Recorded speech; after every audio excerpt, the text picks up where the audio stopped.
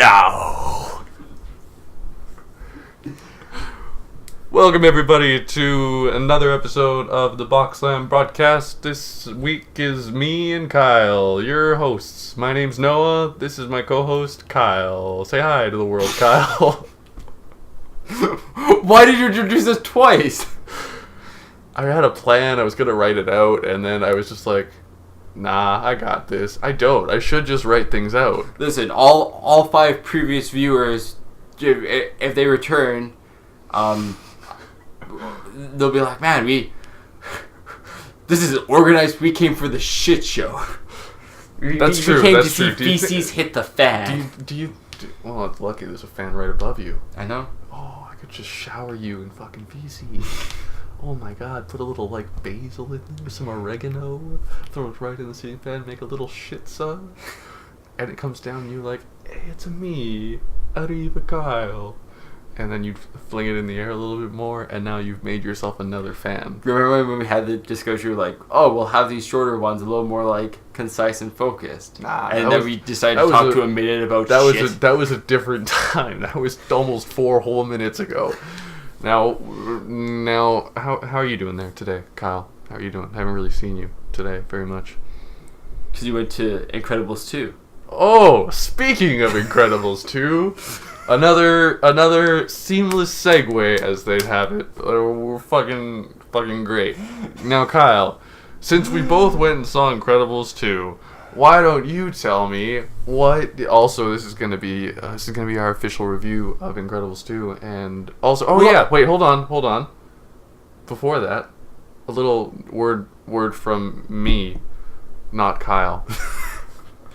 Hey everyone, this show here is brought to you by us, and it's broken up into a few different subjects sometimes. So if you're looking for a specific subject, just check into that description below. We've got some links to other videos. I assume, Kyle, and also time codes. So look forward to that. See, we're going up. We're just heading uphill. There's the hill climb racer too. We really don't know anything. Please bear with us. We're still figuring it out.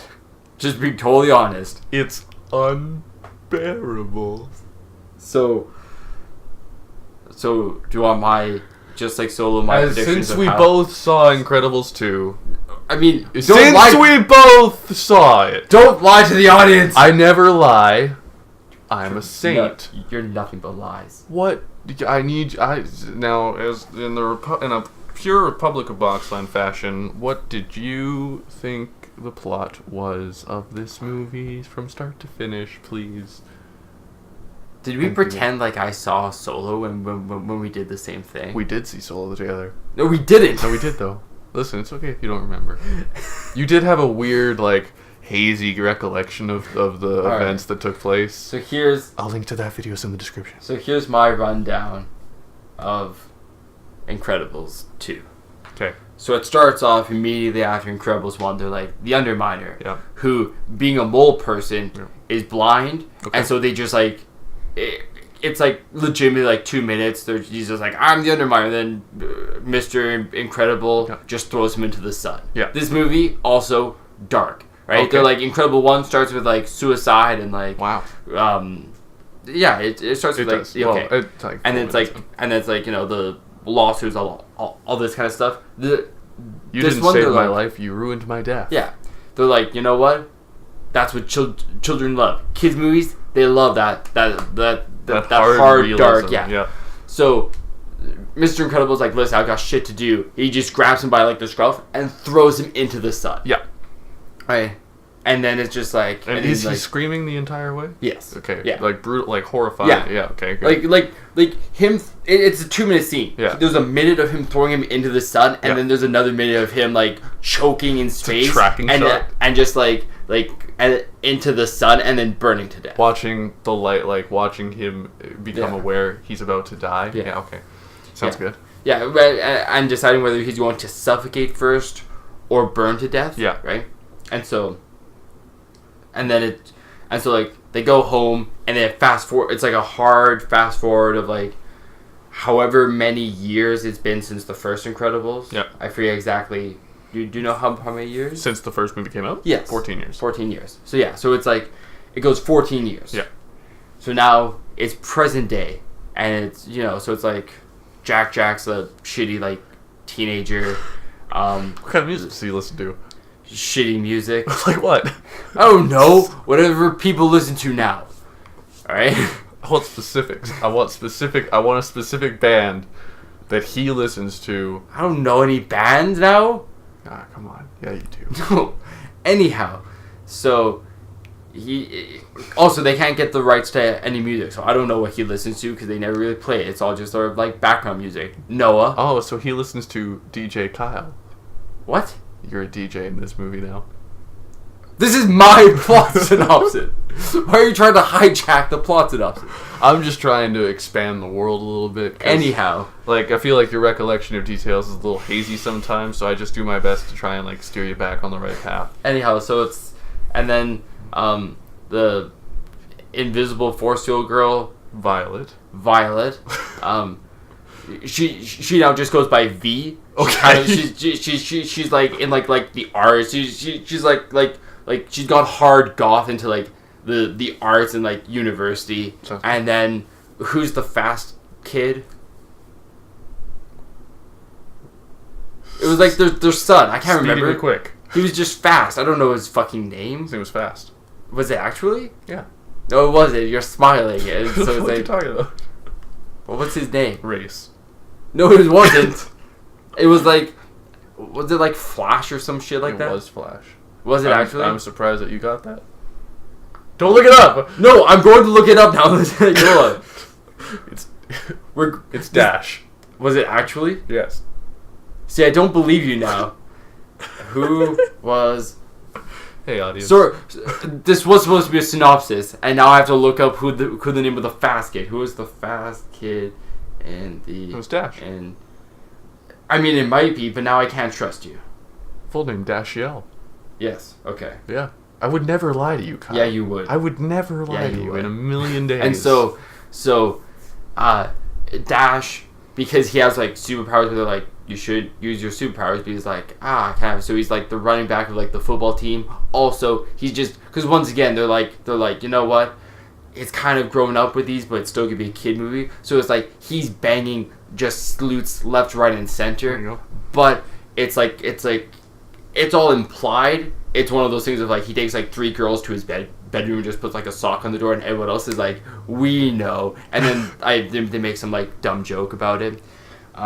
So it's like the kids laugh, but all the adults in the audience are like, yeah, we know what's going on. The sock on the other side of that door is not flaccid, because the sock would be limp on the one side, but on the other side, hard as a rock. Hey audience, because it's just you and me. No, we don't have time for this. It's just you and me. We had time to look up the name of the Dashbirds and fucking do a merry-go-round of names. You the name. After about, like, a minute of guessing. No. Anyhow. You said Flash. Yeah, I did say Flash. With you because sometimes I get worried about your, like, your build. Also, you said, like, 3 things before I said Flash. Disagree, wasn't here. Exactly. It's just Kyle now. Oh. Yeah, and so, it's like the mom and dad are both like, what's they're older. I don't know, mom and dad. So they're older, and they're just like, the economy's hit them hard. Yeah. So they're like, they're trying to make ends meet while also pretending to not be superheroes. Because it's like, even after the whole thing, there was like a bunch of damage. They're like, listen, superheroes still bad. Fuck off. And then all of a sudden, there's been crimes, terrorist crimes. No. And then also this is the first box like secretly it's a Boxland Pixar like collab because in the background you see the Freedom Cops running around shooting people in the crime. It's just, if you look at the TV screen at about 15 minutes in, it's just like Freedom Cops are on the scene and they're just running through like popping motherfuckers running the crime. And so they're like, oh, should we do this? And they're like, no, we shouldn't. And then, I mean, spoiler, they do. What? It's like the whole thing of like, oh, like there's a bunch more like family stuff, and then they go through, and then it turns out that who's been causing all this crime? Frozone. No. Why? Because was it Syndicate Syndrome? It was Syndicate. Just stop looking things up. No. Just believe the words I say. No, that's the worst advice anyone has ever said in their life. Just believe the words Noah says. No, you could be like, like trees are hard, and I'd be like, I have to Google this now. His name was Buddy. Was it actually? It was Buddy. I'm still Googling it. Who? Hey audience, just so you know, I want it on record that I am not a liar. And that I have stated his first name is Buddy. And you're gonna call me a liar right now. But who was the villain name? Buddy. But what was the villain name? Buddy. I don't think his real name might have been Buddy, but wasn't he like Syndrome or some shit? He picks it up with the laser thing. He throws him in the sky. He's like, "And I am your nemesis, Buddy." Remember that scene? Oh, so I'm waiting for the Syndrome. You're right. Is it actually? Yeah. Hold on. Syndrome, yes. I would never lie to you, Kyle. Except you tried to tell me it was Syndicate. No, you said Syndicate. Yeah, and then you're like, it's Syndicate. Again, sometimes I just get worried that you don't believe in yourself enough, and so I'm just trying to encourage you to just speak your mind, stay true. We're 11 minutes in, and we haven't even gotten into the actual review part of it yet. So, because what happened is, they didn't realize that he had a secret plan of evil nanobots. And so they infect Frozone, and now he's become Nega Frozone. Oh. And then there's the whole thing of like, no, you were the chosen one. And then what happens is that they all have to like band together. So this is what happens, right? Okay. This is the final scene in the movie. It's the big climactic fight, right? I skip past all the part of like, oh, we're a family, and then they're like, oh, we're doing our own things, and then they all have to like come back together to be like, oh, we have to stop Frozone, right? And so what happens is that Fast Kid, Dash, God, right? Yeah, Dash. No. Yeah. No. So it's not Dash. He runs around fast enough that it becomes a tornado. Yell. That he becomes a tornado, right? And so he does this around his mom, who like becomes all elastic. So now it's like an elastic tornado. What was her name? Mom. And so and then what happens is V makes like a platform all on the top, and then with what? Her telekinetic powers or whatever. Doesn't she have that? I thought she used like telekinetic powers. She can turn invisible. She's got force fields. Force fields, yeah. And so like Mr. Incredible jumps from a building and lands on top. He says, Nega Frozone, I have the high ground. And then Nega Frozone, still, as Samuel Jackson goes, what? And then from up top, like a WWE type move, Mr. Incredible just jumps off, and he just, right, with all of the force, like this is a very tall, it's almost in like the atmosphere. Okay. Right? He jumps off. Yeah. And he's like burning up like a meteor. Okay. As he comes through, he punches Nega Frozone into the core. No. Where he melts. No. Right? However, and this is the thing. So they couldn't get the original voice actor for Mr. Incredible, right? Not Craig T. Nelson? No. But who else could voice Mr. Incredible and was available? Dwayne "The Rock" Johnson. Oh, thank God. And so when Mr. Incredible punches Nega Frozone into the core of the Earth, it starts to crack. And who has the strength to stop the Earth from breaking apart in two?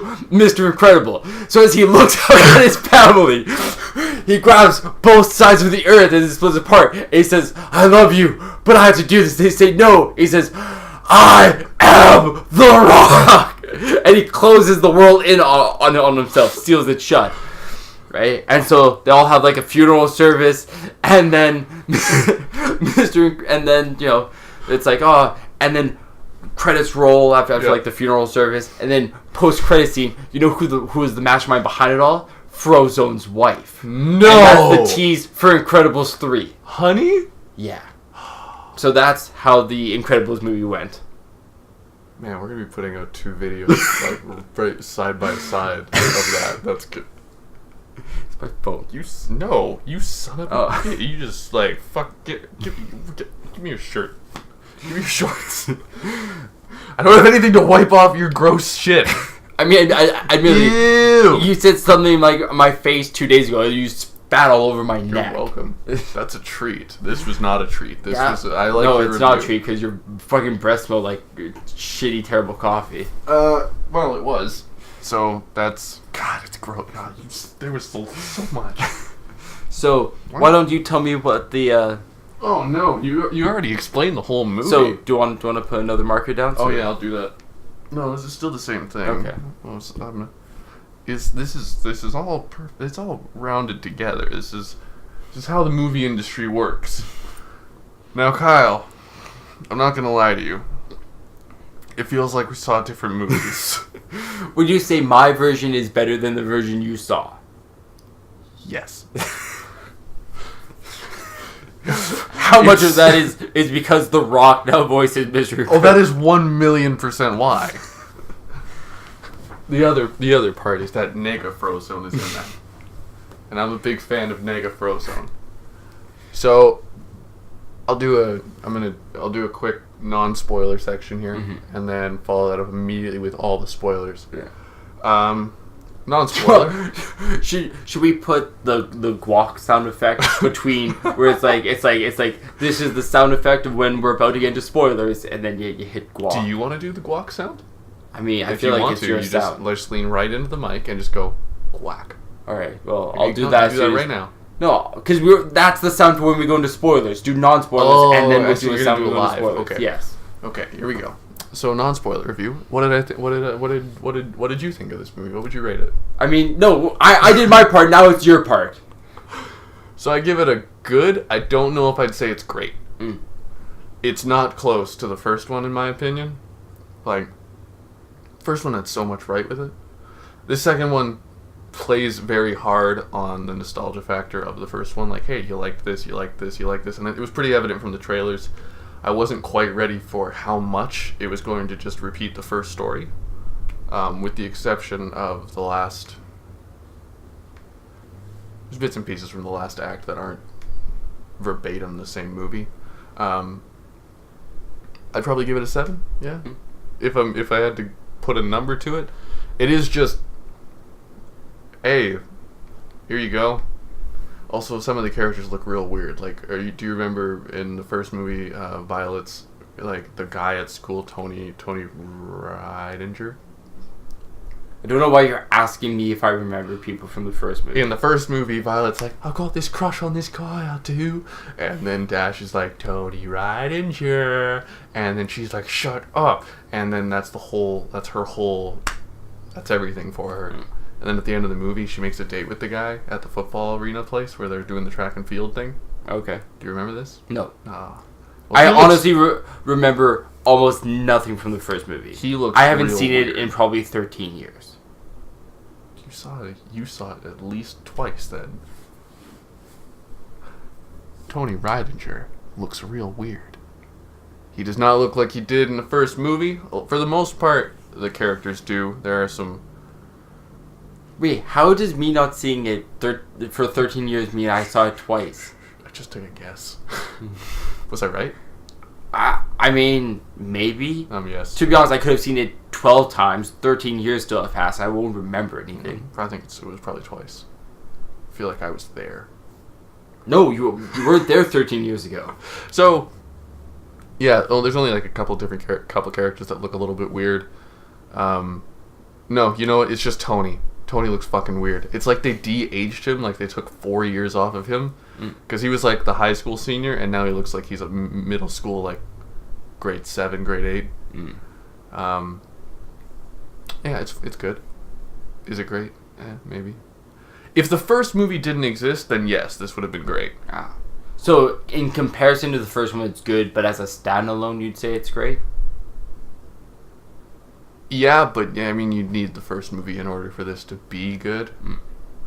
Because the character development really doesn't go much in comparison to the first movie. Like, the first movie did, you had...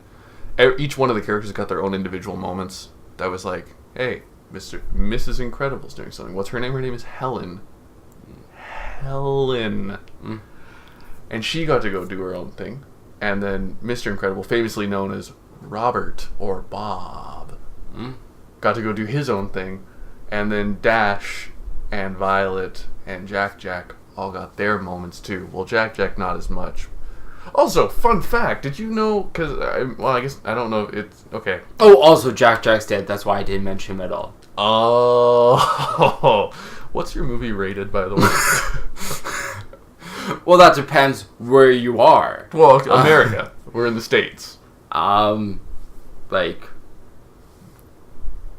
do they have a 14A? Yes. Then yeah, I'll go 14A. 14A. Jack dies off screen. Oh, wow. What happens to him? Got hit by a bus. By a bus? At what age? What age? They never say. It was sometime between. You said you see it. No, it's sometime between the. It's during the 14-year gap between when they kill the Underminer and there's and then the rest of the movie happens. They kill him on screen, but you don't. No, they kill him off screen. I said they kill him off screen. They just. I'm pretty sure you said on screen. Well, I'm pretty sure it said off screen. Oh, it looks like we'll just have to re-listen to that, and I'll just slide it in. And can you do me a favor right now? Can you just say on screen? No.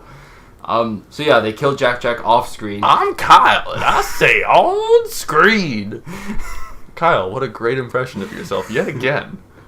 You're a wizard with words. They just mentioned they're like, Jack died in that tragic bus accident. 13 years ago in that horrible bus. So he was a baby filled with bombs. Yes, he was still a child. Filled with bombs. Yeah, it was terrorists. Bon voyage. Yeah. Anyway, back to the movie. You know what? That's gonna be it. I really don't have much more to say. Spoiler time. You ready for this? There's gonna be some Q&A shit right here. Hold on. No. No. You're welcome. No. You were like, it went too large. I'll cut the cut. You went, Kyle, do you want to make the guac sound? And you made a mistake. I physically don't know if I can make that quiet enough. I may just have to be like... Cut it out and insert another guac? Or I'll just be like... Warning. 3, 2, 1. And then you'll make that sound, and then that'll be that. Or you just cut it out and just use the warning as for spoilers. I'm just going to go spoiler warning right here. Guac. See, that's how you do it. You just look right into the microphone. You say "quack." You don't eat the microphone. Putting the ming in your mouth and just going. Oh. I mean, this is why. Look at Ben. Look at him. He is innocent, and he is why you don't ask me to scared make the right quack now. sounds. This is why you don't ask me to make the quack I sound. ask you to contribute, and you do this to me. This is what happens when you lie to me about the names of the Incredibles. I never lied to you. Their names have always been Ford, Johnson, Robert Ford, Doug Ford. They've all been Fords. Getting that SEO terms out there. Just gonna, are there any? This is gonna age well. Not like Rob Ford did. Because he's dead. Okay, so you ready for this? I'm gonna ask you some questions here. There's your buffer for spoilers, by the way. Yeah, that's a good way to do it. How long do you think the Underminer's in the movie for? I'm gonna say 4 minutes. You are right. He's roughly in it. I mean, also, they made him look real weird, too. Oh, they changed his whole costume and outfit and the way he looks, and now they really gave him, like... imagine if someone who's really fat was simultaneously becoming Jell-O. Okay. Ooh, Muck. Just imagine Muck. Okay. That with a nose. Mm. And that's it. Yeah, they have the whole... So, movie synopsis. Incredibles are like, fuck, dude. There's a parking lot. There's a Mr. Mole Man. And he's... Oh, his name's Underminer. It takes place, like, immediately after Incredibles, right? It is immediately after. Now... Which is weird, for, like, 14 years have passed. Yeah, and I don't necessarily know if it makes it for the better, because it... Like... There is a weird undertone of, like, equal rights, but this movie takes place in the 60s. I'm not saying don't advocate. I'm not saying equal rights is bad. I'm just saying the way they go about doing it is a little weird. Okay. Because they're like, we got to put Elastigirl on the front. Is it weird in like a ham-fisted weird, or is it weird? It's not just quite like ham-fisted, but it's weird? close. Okay. Also, a little bit of a message weird as well. But also, like, maybe not. I don't know. Yeah, it's like we got to put Elastigirl on the front. Get her, because women can be superheroes too, even though they kind of did that in the first one. Which I wouldn't even say is a spoiler thing, since I feel like... Oh, that's all through the trailer. Yeah, I was going to say, like, in all the trailers and stuff, they're like, this is incredible. Listen, I'm just saying you're at risk in this section now for me to just say, like, I was the villain or something. He takes off his mask, he's like, I was Chewbacca the whole time. You know, you're risking that.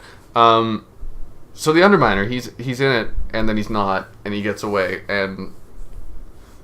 Oh, they don't beat him? No, he just gets away. Oh. There was, you know the video game? No. There was a video game for The Incredibles, and it was... At the I know you've mentioned it. Well, I played it, and it was good. Yeah. It's not bad. It ages fine. But at the time, Disney said that was the canonical sequel to The Incredibles. Oh. Or Pixar did. Oh. Yeah, they were like, this is the story. Like, this is where it was going to go, but we made a video game instead. And then, 13 years go by, and they're just like, you know what, never mind, we're doing Incredibles 2. That's a weird... It was weird, yeah. Yeah. You know what, I'm going to go through this and be like, this is plot points for plot points for plot points. Did you see the short for Incredibles, Jack Jack Attack? No. To be honest, the only reason why I remembered about him at the end there was because when I looked up the Incredibles runtime earlier. Yeah. And that was one of the, like, other things people have looked for, was that I was like, I never heard of that before. Yeah. I literally did not know about it until I searched it up today. It's just Carrie, the babysitter, when they're all going to the island, and they're like, well, someone's got to watch Jack Jack, so we left Carrie in charge. I'm pretty sure her name's Carrie. It would be Carrie. It's spelled like Carrie, but I'm pretty sure she keeps calling herself Carrie. I might be remembering wrong. That it's just like... I think it's roughly like 8 minutes of her watching Jack Jack as he has powers now, and he's like flipping out and doing weird shit like teleporting and turning on fire and stuff, and it's just her dealing with that. And then at the end of it, the guy who keeps moving the family around because they keep breaking their cover, he's interrogating her. He's like, so what'd you see? And she's like, I just wish I could forget the whole thing. And he has this box, and he's like, you will, kiddo. And it fires a plunger, and it makes her forget everything. So the movie Incredibles 2 starts off with that exact same scene, just not with Carrie, it's with Tony Ridinger. Ah. Yeah.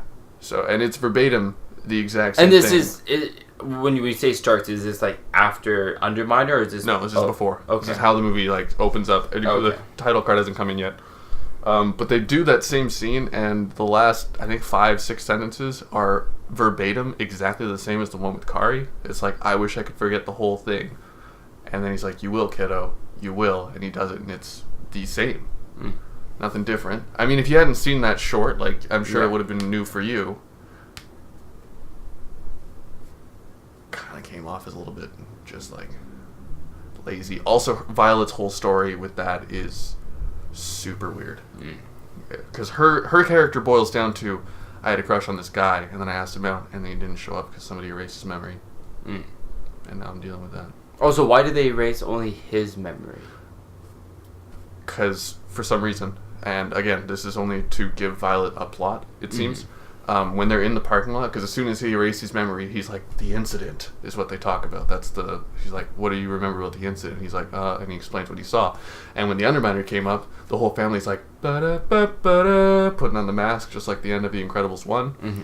And then apparently just falls to shit right there, because Mr. Incredible and Elastigirl, they're like, you kids stay here, we're gonna go deal with this. And they're like, wait, what? We're a family, we're gonna fight superheroes all together. And then they're like, no, you stay here, and then you gotta watch Jack Jack, and he's in a stroller, in a super suit. Which, you know, seems a little weird, because they don't know that he has powers yet. Yeah. But they just put him in a suit. Yeah. Which, sure, okay. It's fine. It's a minor gripe. So the Underminer comes up, they're like, watch the kids, and then they run off, and then Dash, being Dash, is like, I don't want to watch a baby, I'm like 10 years old. And so he's like, here, Violet, and he gives Violet the baby, and then he runs away to go help, and Violet's like, oh, I don't want to be in charge of no baby, I don't. And so she takes off her mask and throws it on the ground in a completely new move for her, because she had some moments like that in Incredibles 1 and never took her mask off in the middle of a parking lot on a busy day, or immediately after her track and field meet in the middle of daylight. Mm-hmm. And so, yeah, she takes it off and turns around, and Tony's right there, and she's like, oh, hi, Tony. Oh, my God. I'm sorry. You shouldn't see me in this crazy. Oh, my God. Oh, man. And then that's the thing. So her plot point is, he saw me with a mask, they erased his memory, and now he doesn't remember who I am, and I'm a teenage girl. That's about it. Doesn't really go anywhere else besides learning how to cope with being a teenage girl. It's fine. It has some jokes in it. There's really not a lot of character work for the kids in this one, which is a shame, because they were real good in the first one. Like, there's no little giddy chuckle from Jack or Dash when he's running on water. You don't get that. There's no like.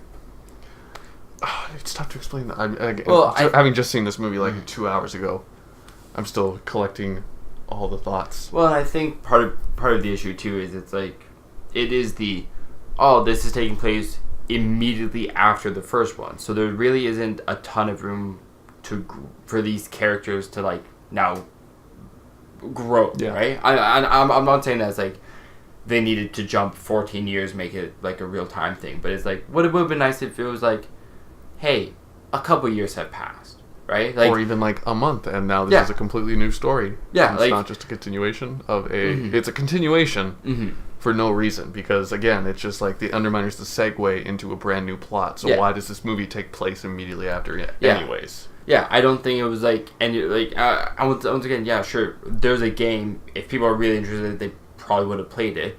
I did. And it's like. But yeah, I don't think anyone was like, but how is the Underminer going to be resolved? It's like, oh, they beat him, whatever, right? They could even start like, 1 year ago today, the Underminer, like a news report thing or whatever, if they wanted to deal with that. Would have been equally as effective. Yeah, it's... So, her plot point's that Dash is like struggling with school, and that's all he gets. Jack has powers, and now the family's discovering that. Mm-hmm. And at first I was like, wait, didn't they show that she had powers in the other one? And it's like, oh, I guess not. Like, at the end of the movie, they're all on the ground, and Syndrome's got Jack, and he's having all the power things. Mm-hmm. And they're like, something's happening, I can't see. I'm like, oh, good point. I didn't even think about that. Great job, movie. They don't re-show that. I just thought of that with my mind. Yeah, so now you got Bob dealing with that. Jack's got powers. That's amazing. And he's got all the powers. See, it's also weird because in the beginning, all like the teasers before like the first trailer was like, it's all Jack having powers. Yeah. And then it was like, but it's actually going to be a lot like Mrs. Incredibles or what was it? Being in charge of things. There's like she's the leader. Yeah. It was just sort of weird shift between like, oh, is this going to be them dealing with Jack now having powers, and more of like an internal thing of like, how do we deal with this baby having all these powers versus like, a movie that it seems like it became. it's the two storylines that go at the same time. Mm-hmm. Like Bob's at home with the kids, dealing with Jack having powers.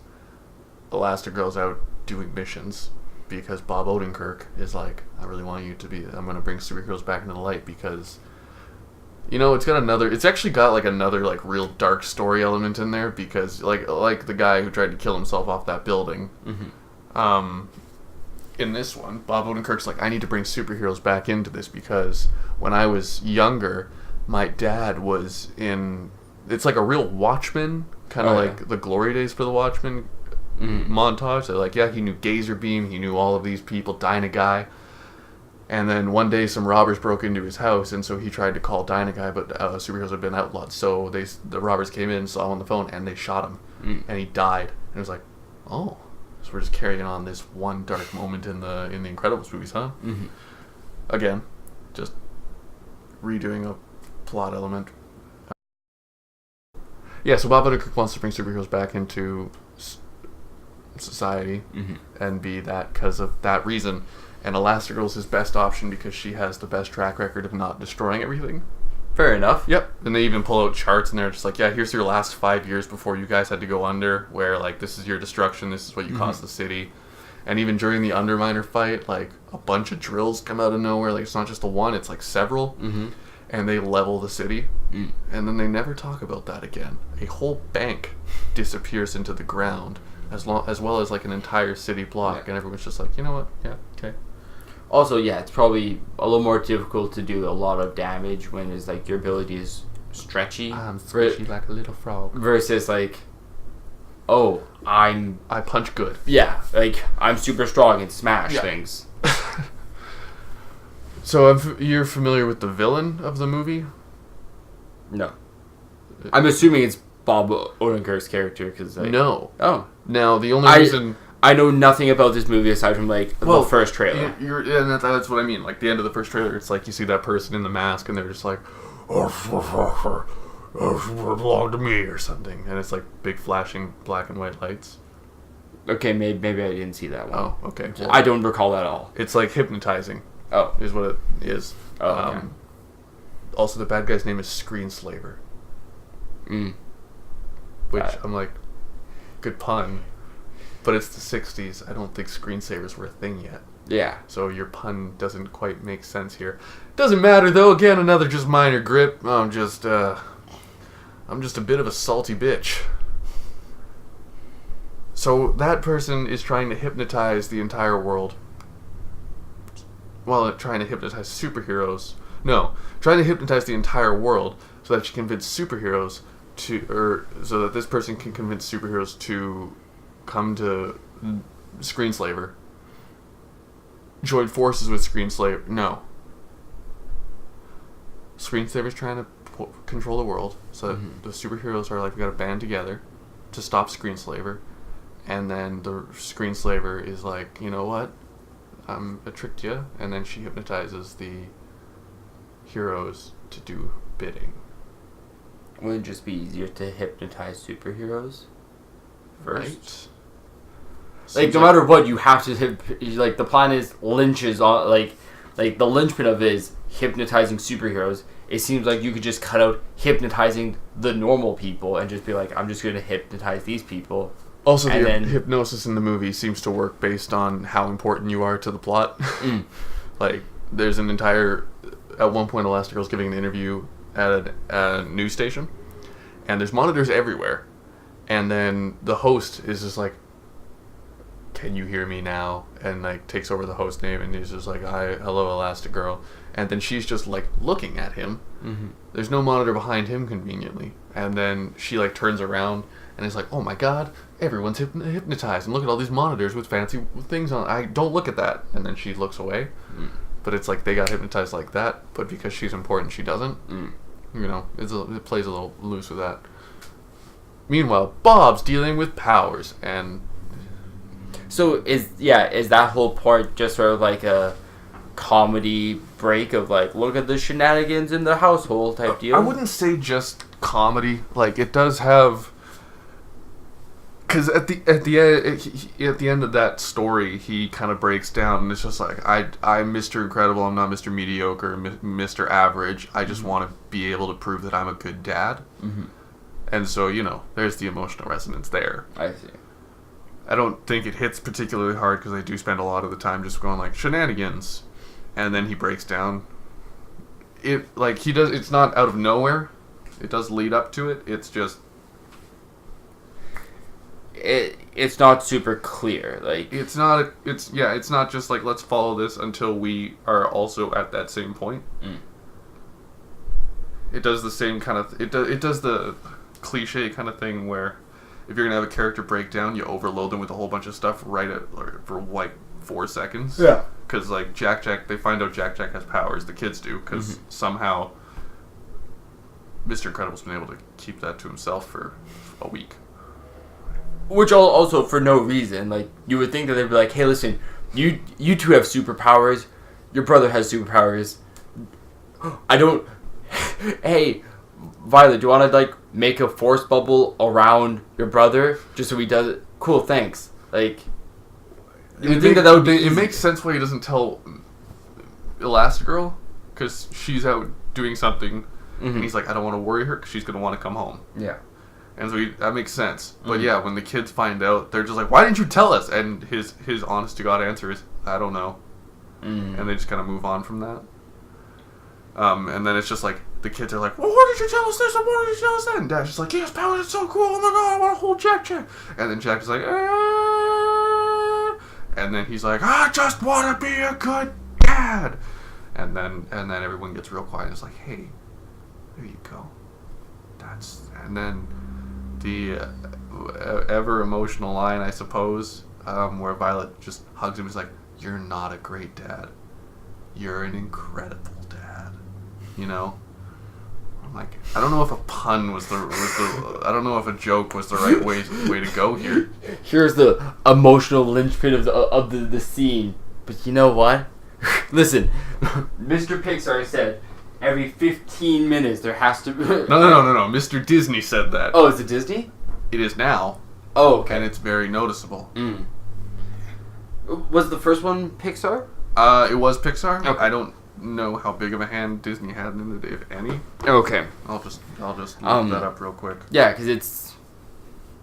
Yeah, do you think it was one of like, listen, the deal says every 5 minutes there has to be a pun.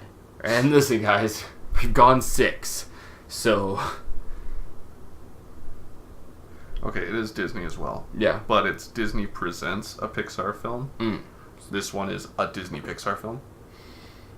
Okay. So, like, Disney's using it kind of as distribution, which makes sense because they did that a lot with, like, Finding Nemo and Monsters, Inc. Like, that was their distribution unit. Yeah, they're the producer, not the actual, like, create. Yeah.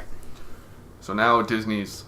apparently in that game too, and it's noticeable because you've just got a bunch of like unresolved plot points. You've got characters that are fine, like they're fine. They're passable characters. They're totally. Also, Bob has a weird masculinity problem in this one because they're like, Helen's your best bet, and he's like, better than me, but I'm Mr. Incredible, and then she's like, and he's like, I'm the man, and I need to feel like the man, and that's a. I wouldn't say it's new because you could put those pieces together from the first Incredibles, but they stopped being subtle about it. Yeah. That's kind of what I mean by like the like equality kind of thing. Yeah, starts like really. They're like, listen. They're like making their fists, like putting in your mouth. Just listen. Shh. Listen. They lose a little bit of show don't tell, and they're just like, we're telling you this. I don't think Disney's ever been good at the show don't tell. Which I mean. Sometimes, like, exposition's totally fine. Sometimes you just need to, like... Yeah, but you just gotta do it right. Yeah. So, I'll break down the plot points here. So, first things first, you've got that Carrie, Tony thing. And then, not dissimilar from the first one, you have a major fight with a villain, which results in an interaction where, they got away. Because in the first one that was Bon Voyage, and this one it's the Underminer. They get away, that's fine. And then, they another event upholds in the first one. It's Buddy's like, I've got rocket boots and I really like using them, and then it's like, oh, superheroes should be outlawed, and they have that whole thing. In this one, it's the exact same thing. News stories like superheroes need to be outlawed because the look at what the Incredible family did. They almost destroyed our whole city. And then you meet Bob Odenkirk's character with the exact same line that Buddy used in the first one. I'm your number one fan. And it's like, you could not have made this more obvious that this group of people was the villain. Now, it's not Bob Odenkirk, but the only reason it's not Bob Odenkirk is because the actual villain was not in the trailer. Yeah, Bob Odenkirk's like, here's my card. Why don't you guys come over to my place and we'll talk about getting superheroes into the real world. And they're all like, sounds G money. And they go, and the driver, they get out of the car, and the driver like says to all of them, he's just like, "Oh my God, I'm your biggest fan," and then they shrug him off like it's normal. Also, he's not the villain, but like it's just that's the same line. Again, just using it because it's like clearly where you're going. It's foreshadowing. It's just a foreshadow line at this point. Get it? Meet the person. You meet Bob Odenkirk, and you meet his sister, whose name I can't remember. She wasn't very memorable. And they're like, "Hi, I'm the speaky guy, and this is my sister. She's the inventor type. She does all these cool inventions, and I promote things." And they're like, "Wow, cool. That's great."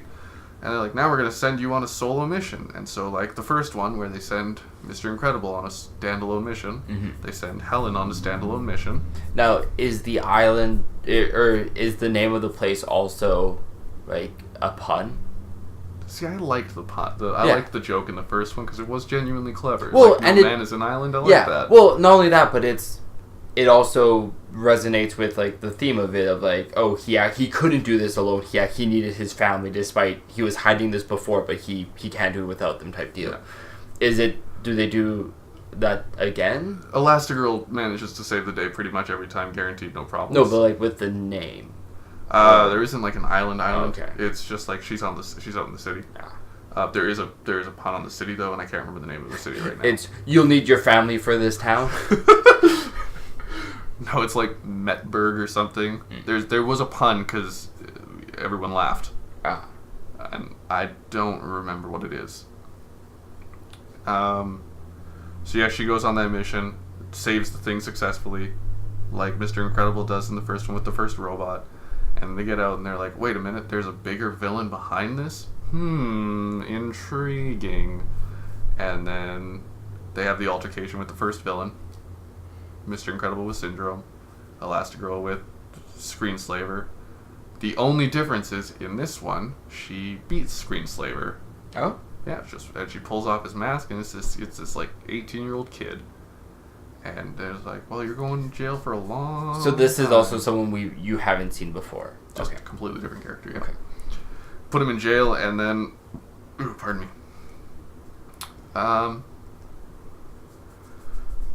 Something goes wrong. Oh, yeah.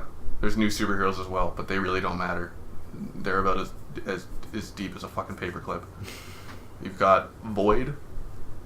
She's a girl who makes portals. Which is fine. It's cool, I guess. She's probably the most dynamic of the characters because she kind of takes on like a daughter role from Elastigirl at some point. I'm stretching there. Pun. Get it? Like Elastigirl because she's stretchy like a little rubber band. Yeah. So that happens.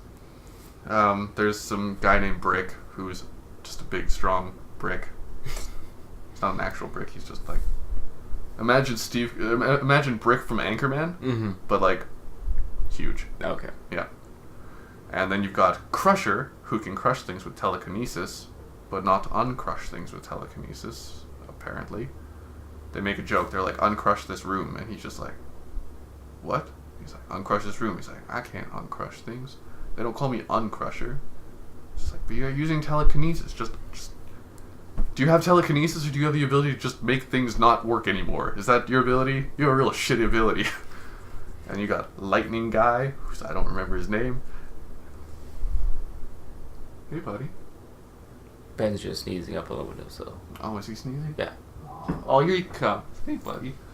Yeah, you got Mr. Electric, whose name I don't remember. And then some other heroes like Screech, who's a bird.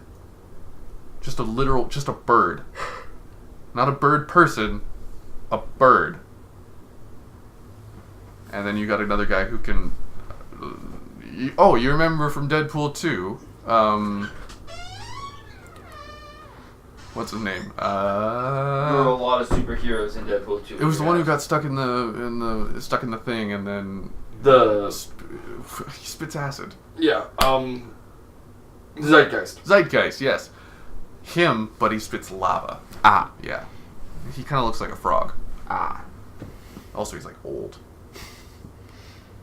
So those that's just the character. They really don't do anything aside from get in the way.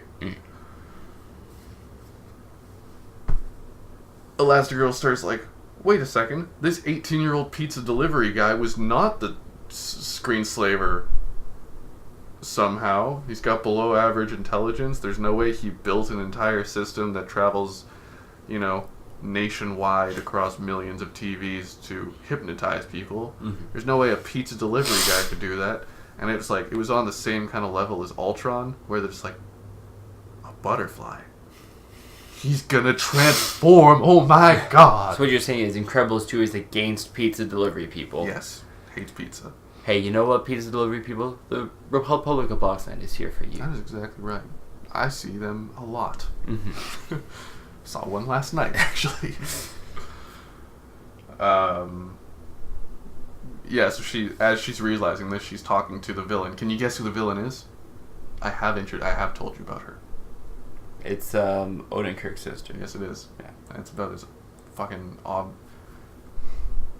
It really isn't trying to hide this secret.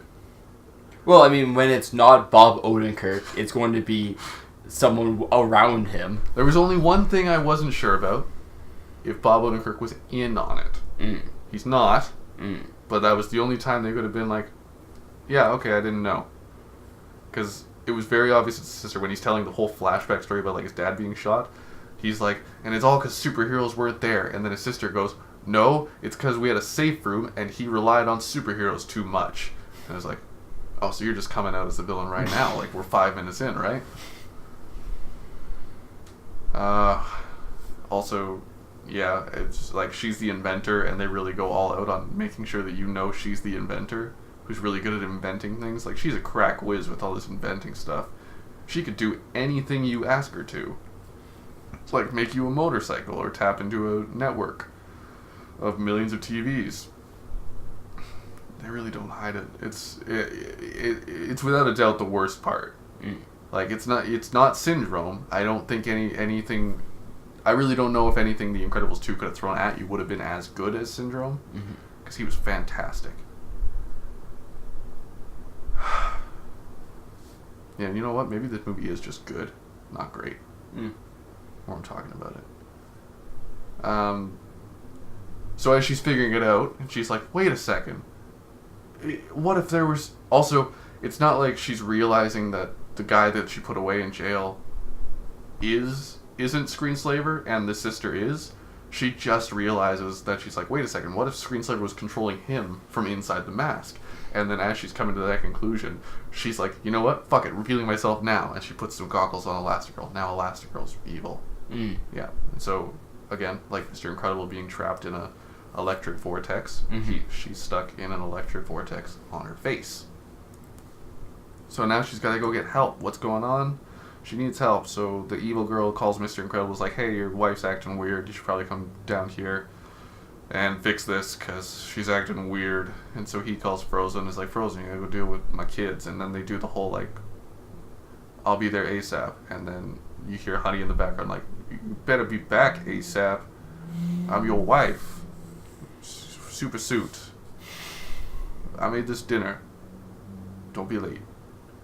They redo that. Oh, they even redo the CT scan, or the police scanner radio thing from the first movie, where Mr. Incredible and Frozen are sitting in the car waiting for the fire call. Oh yeah. Yeah, they just redo that scene, but with Elastigirl on a bike. Oh. And she's just like, and they're not even subtle about it, because she even brings it up. She's like, my husband used to do this with his friend Frozone. I'm such a hypocrite. That's a direct quote, by the way. What else? Fuck.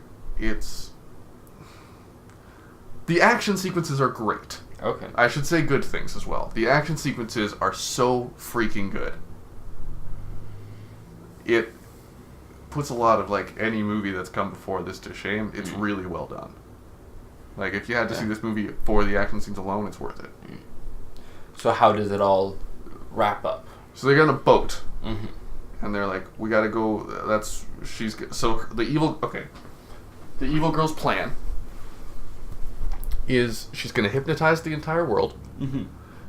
And she's gonna do it for evil reasons.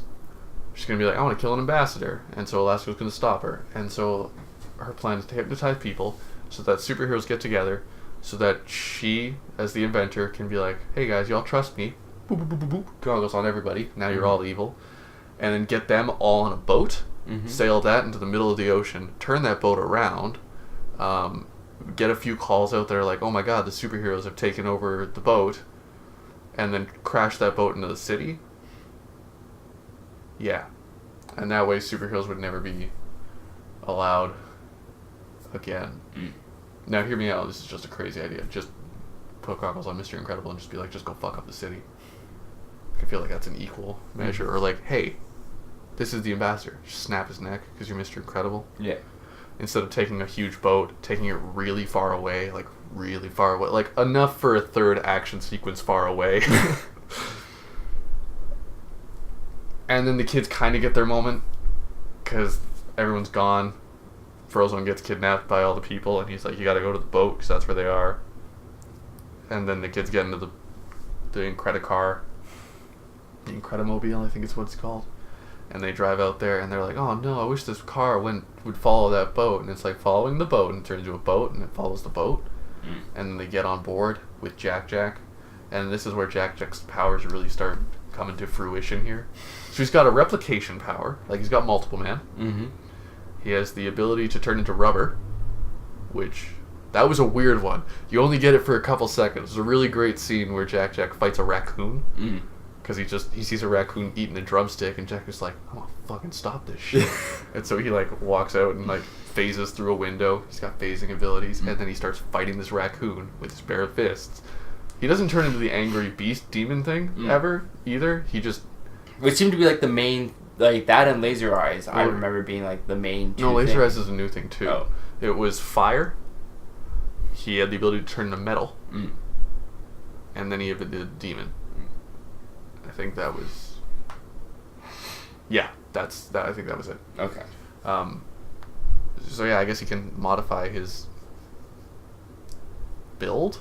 Yeah. Because he turns into rubber because there's just one scene where the raccoon like gets on his head and starts trying to like rip everything out, and you're just getting like pieces of Jack's skin just like, stretching real far. It's a real interesting scene, and then he like turns on Laser Eyes and he starts terrorizing this raccoon, and then he bursts into flames. That was a great scene too. Like the raccoon thinks he breaks out of this umbrella that like got trapped by Laser Eyes.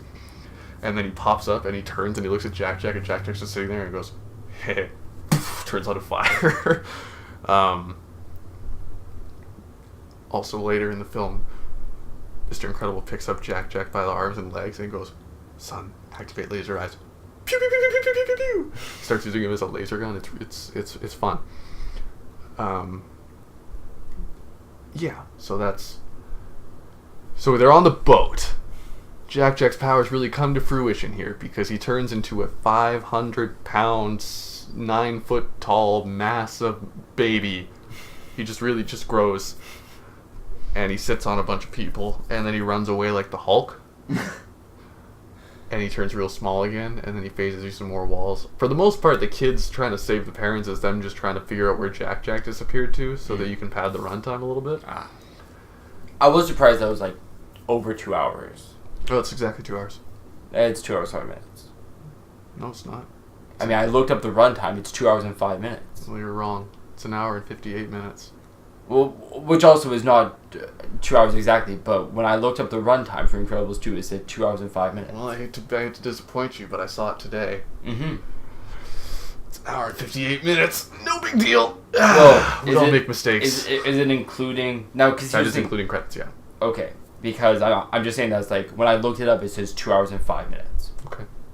So, it's okay, Kyle. We all make mistakes. No, it's not a mistake. I think you're the one making a mistake. I trust Google more than I trust you. But I'm so trustworthy. Nope. I gave you all the right names on the first try, without any tricks or twists. We're already past an hour, by the way. I know, I saw. I just looked at that. I was like, my God. Yeah, this will probably just be one subject. It's going to be a standalone video. So they're on the boat. Everyone's hypnotized except for the kids. And then Jack kind of floats up to Mrs. Incredible, who doesn't do anything, even though she's evil. And then Jack kind of uses telekinesis to pull the goggles off. And then Elastigirl knocks off Frozone. Frozone knocks off Mr. Incredible. And then they save the ship. The bad guy gets into a plane, just like in Incredibles 1. Starts flying off. And then, now here's the difference. Instead of throwing them into the engine, what Elastigirl does is get really up high, where the oxygen is thin. And so she starts to go loopy and pass out. And she's like, "How it's fun!" And then she sees a flare gun, and then points it right at the villain and shoots her right in the chest, and knocks her outside of the plane. Wait, so why does she have to go up high to get loopy? Because Elastigirl was on the plane. The villain was taking the plane up high. Oh, I see. Okay. Shoots her with a flare gun, knocks her outside of the plane, mm-hmm. and then she's like, "Well, time to autopilot this plane into the ground." And then she jumps out, saves the villain, turns into a parachute, and like floats down. So is they do the parachute thing? They do the parachute thing. Just replace Jack. That's fine. Okay. Just replace Jack with a villain. And yeah, it is like the same thing. Now, do they outrun the falling jet as well? It crashes before they do. Okay. Just into the water. What they do, though, is the cruise ship that they're on, it has to turn, but Mr. Incredible broke all the steering mechanisms, so he has to go under the boat and like turn it manually. And it's exciting. It's a good action sequence. The boat like has to turn, and it gets real close, and it almost hits all the buildings, but it doesn't. And then Violet's like, "You know what? I'm gonna talk to Tony Redinger like a normal person." And she's like, "Hey Tony, it's nice to meet you. I'm Violet." And he's like, "Nice to meet you too." And that's the end of that. And then Dash is like, "I'm gonna do in school." And then they don't talk about that ever again. And then Elastigirl's like, "You have powers, Jack." She's like, "Yep, and we can talk about it later." And they don't talk about it later. And then Mr. Incredible's like, "You know what? I feel like you were a superhero today." And yeah, that's it. And then the bad girl goes to jail. And as she's getting into the car, Violet makes a passing remark. She's like, "Well, she's going to jail, but you know, she's rich, so it's just going to be a slap on the wrist, isn't it?" And then Bob Odenkirk goes, "Ha ha, oh kids." And then that's the end. I'm not kidding. That's, So she makes a salient point, and then they're like, "Haha, that's a joke." Let's not talk about this ever again. Yeah. You guys did incredible today. Also, I don't really know what happens with Frozone. Most of the proponents of this movie just they just feel like they're just used for the plot. Really didn't go anywhere. There's no interesting dynamic. Like, you remember the scene in Incredibles 1 where they're on the jet? I can pretty much tell you right now, I do not. There's a great scene where they're on the jet and they're flying to the island, and then Syndrome's revealing his evil plan, and then Helen like calls in. She's like, "India Dodger 9er, this is a plane requesting landing on your island." And then Bob makes the mistake. He goes, "Helen," and Syndrome's like, "So you do know these people? Well, let's send them a little welcoming gift." And he fires missiles at them, and the missiles start to hit the plane, and then it's just a sheer panic mode where no, you're wrong. No, it's okay. Also, I'm not wrong. If it's wrong, Google is wrong. Okay, Google's wrong. And I'm gonna trust Google over you that it's 2 hours and 5 minutes. No, it's wrong. Although, admittedly, IMDb does say the runtime is 118 minutes. About 1 hour and 58 minutes. At the theater too, it's listed as 1 hour and 58 minutes. Well, and we were in there for 1 hour and 58 minutes. Well, I'm not sure why Incredibles 2. Also, I don't trust you, so I'm gonna. Well, you don't have to trust me. You can trust IMDb and like theater run times. Well, I don't know the theater runtime. I wasn't at the theater. Just walk down there, Kyle. No, you were at the theater because we both saw this movie. No, today. we didn't. I don't know why you keep lying to people. I didn't see this movie. I don't like to see movies. I saw this. Yeah, so it's the first movie again. Just there's no syndrome this time. Is it good? Sure. Do I want to see it again? I'm gonna, but not because I want to. It's because I have commitments.